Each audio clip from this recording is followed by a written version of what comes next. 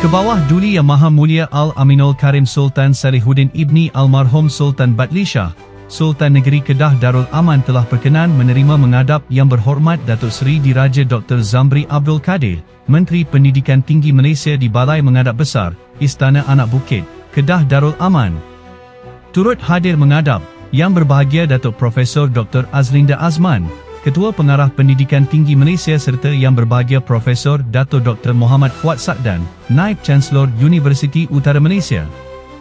Dalam sesi menghadap tersebut, Yang Berhormat Menteri persembahkan perkembangan semasa pendidikan tinggi negara serta yang terkait dengan negeri Kedah termasuklah institusi pendidikan tinggi di bawah kerajaan negeri.